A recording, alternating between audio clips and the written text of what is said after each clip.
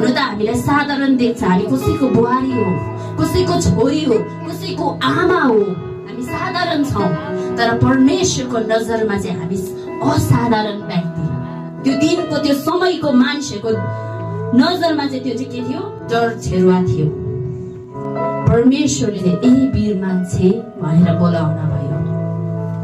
अनि हामी चाहिँ हामी मानिसहरू भाषे हामीले गिदोनलाई ए वीर मान्छे भनेर बोलाउँथ्यौँ न होला। प्रभुले ए वीर मान्छे भनेर बोलाउँदै गर्दाखेरि चाहिँ हामी भन्थ्यौँ के भएको प्रभु, डर छेरुवा छ।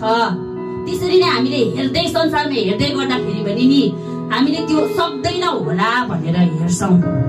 हुन त हामी संसारमा छौँ, तपाईँहरू पनि कसैको बुहारी हो, तपाईँहरू पनि कसैको आमाहरू हो, तपाईँ पनि कसैको छोरीहरू हो हेर्दै गर्दाखेरि चाहिँ।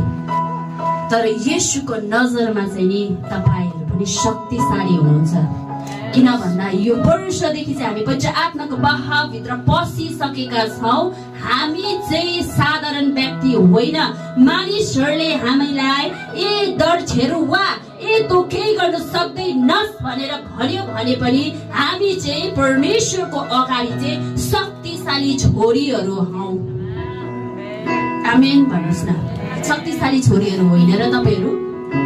तर हामी आफै होइन, हामीले पवित्र आत्मालाई हामीसँग बोलाउन पर्ने हुन्छ। पवित्र आत्मालाई बोलाउन, पवित्र आत्मा आउनुहोस् हामीसँग, हामी पनि तपाईँको कार्य गर्न चाहन्छौँ, हामी पनि शक्तिशाली कार्य गर्न चाहन्छौँ। हो, हामीलाई धेरै मानिसहरूले यस्तो देख्छन् भनेर, तर परमेश्वर हामी पनि त्यो कुराहरू गर्न सक्छौँ भनिकन चाहिँ हामीलाई पनि परमेश्वरले दिनुभएको कलिङ अनुसार हामी पनि गर्न सक्छौँ।